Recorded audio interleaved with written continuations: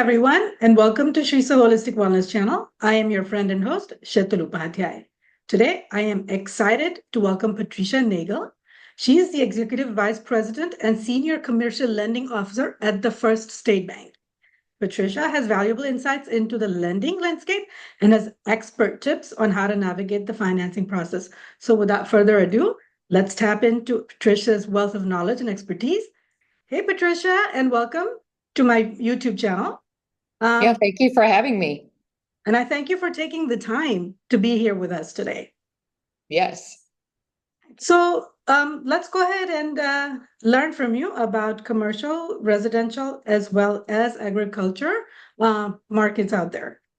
So what are the key differences between commercial, agriculture, and residential loans in terms of eligibility and underwriting criteria?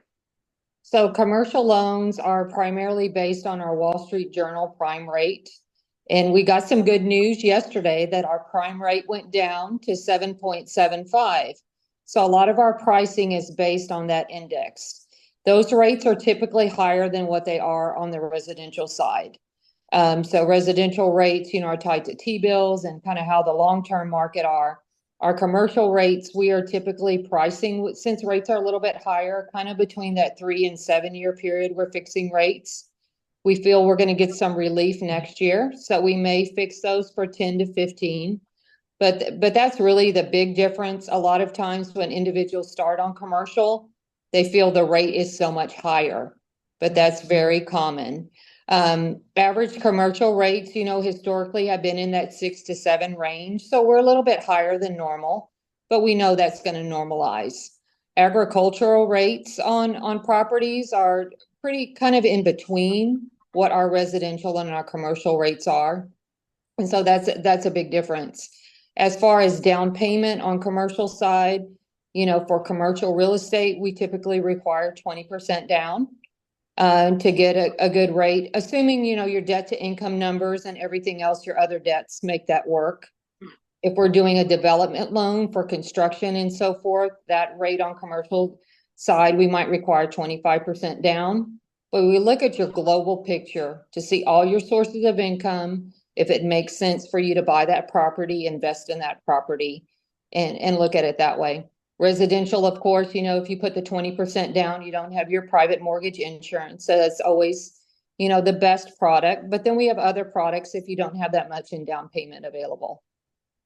Okay, great. So that would be some of the innovative loan product and how you can help the clients get a loan if they're not able to otherwise. Is that what you're saying? Yes. And if, let's say they have a commercial property that they own free and clear, and they maybe want to acquire some additional property, we can do a line of credit against that commercial property, and they can act as a cash buyer because they have that already established. So that's a great product that we offer, especially if individuals have ag real estate or commercial real estate. They have a lot of equity in it. They've paid it off ahead of time, but they want to use that asset to leverage for new property. Okay, well, great. That's great information. So what are specific challenges borrowers experience when seeking commercial or agriculture financing, and how can they effectively address these issues? So I think the most important challenge or thing that we come across is they try to do all their financials themselves. They don't have a professional CPA that has all their properties in order. Maybe they don't know how to fill out a personal financial statement. Maybe they don't know how to fill out a credit application. We help them through that process. But that's really the challenge. I think a lot of times when they're first starting, just the value of that CPA and having everything in order, it makes that process so much easier. They get a better rate. Everything is all together. So I would just encourage them when they start to partner with a CPA to get those books in order. Okay, great. Thank you for that. So I think we touched a little bit on it, but how the economic shifts affect different rates, as far as commercial and agriculture, residential lending is concerned. Of course, with the rates being higher, you're not getting as big of a loan as you would like. And then you have two other whammies: property taxes and insurance. So you have three components of that property that are not acting in your favor. So you maybe can't buy as much of a property now like you did maybe a year ago. But rates are coming down, so not sure if property taxes and insurance are going to ever come down, Yeah. but you get some relief on the rate. The other thing I say is if you can make a property work now, when rates go down, you're really going to be sitting pretty. So that's just another scenario. Maybe you end up putting more down to get the property, but then you have more equity. So in the end, that might not be a bad thing.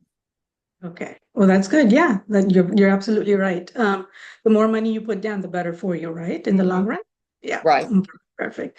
So, can you explain the importance of credit scores and what is true credit worthiness for my viewers? So credit score is very important. It shows your behavior in paying things in the past. It can predict how you would pay in the future. We really want, scores in the 7s to 800s are really great credit. Sometimes you're just getting credit established, or maybe you have a slow pay here or there, and maybe that can impact your credit score. The number of inquiries you have also impacts your credit score.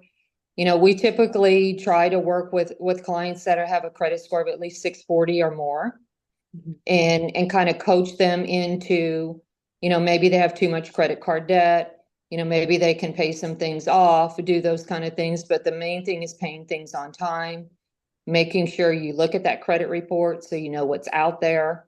But that's very important. So, is there a minimum credit score that is required for any particular loan or all particular or all of the loans? We typically stay around a 640 credit score, unless there's some, unforeseen circumstance, maybe identity theft, something like that we can explain and have some documentation. But 640 is kind of our minimum. And also the lower the score, the higher the rate can be, because it's predicting, how your ability to repay and the risk of the transaction. So you really want to make sure those items are kept as clean as possible. So in that category, if someone has a lot more down payment to put down, can they buy down the rates? Yes, that's an option that we look at too. The more they put down, we factor that into the interest rate and so forth. Okay, great, perfect. So what practical advice do you have for any prospective buyers or anybody that wants to invest or buy residential, commercial, or agriculture property? I would just As recommend that they have their financials in order and maybe get pre-qualified for a certain amount ahead of time. So that way, when they partner with a realtor, they know what they can afford and what they can't afford, and kind of have a ballpark. Or maybe they need to pay some things off before they can pay something else. So that's what I would recommend, is just getting pre-qualified for a certain amount, visiting with their banker to make sure they have their financials in order. And then that way, when they do find a deal, it goes a lot smoother. And how much time do you recommend? Say, if someone wants to buy a home or a commercial property or an agricultural land, say June of next year, when would they start looking and putting all their paperwork together? We can visit with them now and just see what they have and what they need to prepare ahead of time. Maybe they need to form an entity if they're going to buy multiple properties. But usually, from start to finish, a credit decision takes us on commercial about a week. So we'll know. But if you can have that pre-approval ahead of time, that would just minimize your process of getting the deal done. Okay. So it's always great to start working on it a little bit ahead of time to make sure that when the time comes that you're ready and that there are no Yes. further delays, right? Yes. Okay, great. Is there any advice that you have for my viewers? And how can they get in touch with you when they're ready for any of the loan times, the commercial, residential, or agricultural loans? So I'm at the First State Bank. We have an office in Sugar Land, but as with realtors, we travel and go make a lot of house calls and everything. So I love to meet clients for lunch or for breakfast or wherever they want to meet. My cell phone number is 361-649-9769. They can reach me at that number and we can schedule a time to meet. They can email their information to me and we can review and have a meeting after that. But love working with people and helping them, invest in real estate because it's a great economy we have in Texas, especially in the Houston market. So we have a lot of opportunities, whether it's residential, commercial, or agricultural. Okay, and I'll go ahead and put your phone number and email address also along with this so that everyone has access to it. Sure. Yeah. Good Okay. deal. Is there anything else that you would like to add? Thank you so much for your time and all the valuable information. I'm sure all my viewers are going to really, really appreciate this information and knowledge that you've given. Yes, I appreciate it. I'm available to meet with anyone if they want to just see if they're, what they need to do for the next steps. So they're prepared when they're ready to make a purchase. Well, thank you so much, Patricia, and I will talk to you later. Thank you. Thank you. Bye-bye.